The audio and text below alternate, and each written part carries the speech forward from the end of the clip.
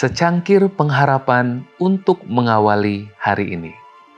Renungan pagi 1 Mei, memahami doktrin karunia roh bagian 1. 1 Korintus 12 ayat 28. Dan Allah telah menetapkan beberapa orang dalam jemaat. Pertama sebagai rasul, kedua sebagai nabi, ketiga sebagai pengajar, selanjutnya mereka yang mendapat karunia untuk mengadakan mujizat, untuk menyembuhkan, untuk melayani, untuk memimpin, dan untuk berkata-kata dalam bahasa roh.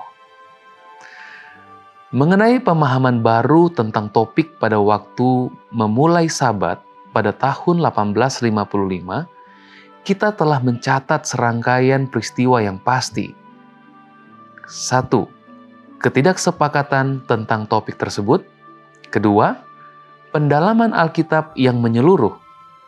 Ketiga, kesepakatan umum tentang temuan dari pendalaman Alkitab dengan beberapa pengecualian di antara mereka yang masih bertahan dengan pemahaman lama. Yang keempat, dan penglihatan dari Ellen White yang meneguhkan hasil pendalaman Alkitab yang membawa persatuan di antara orang-orang percaya.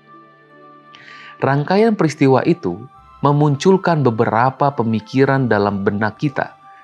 James White mengumumkan salah satunya.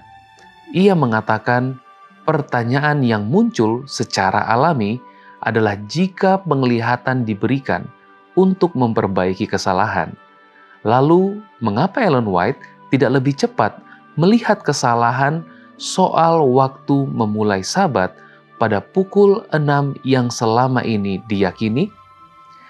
Ia menyatakan, pertama-tama, saya selalu bersyukur bahwa Tuhan memperbaiki kesalahan pada waktu yang sesuai dengannya dan tidak memberikan perpecahan yang tidak menyenangkan terjadi di antara kita mengenai hal itu.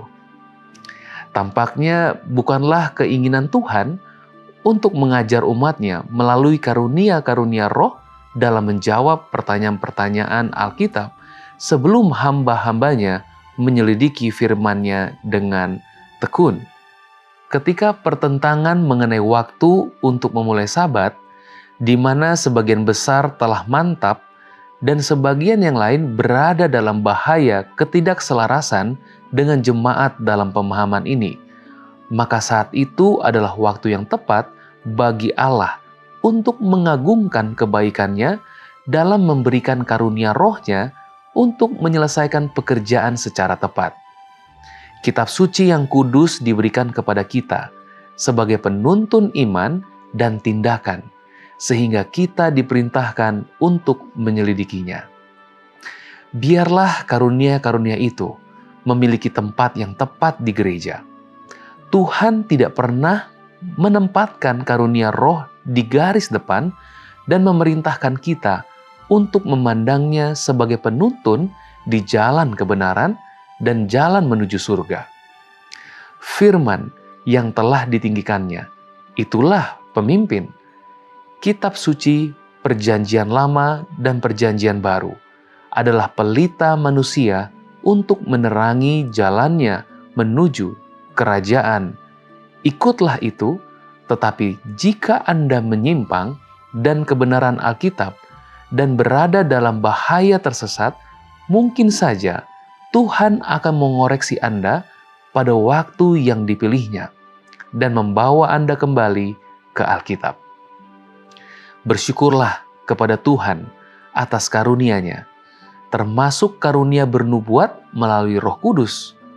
Umat beriman mula-mula menghargai karunia tersebut, tetapi berusaha untuk menempatkannya pada tempat yang tepat. Di mata mereka, Alkitab adalah pusatnya, dan karunia-karunia roh bermanfaat untuk mengarahkan mereka kembali kepada wahyu Allah dalam kitab suci. Doa kita hari ini, kami bersyukur atas firman sebagai pelita dan karunia roh yang menuntun kami kembali pada kebenaran, menyatukan hati, meneguhkan iman, dalam kehendak-Mu selalu. Amin.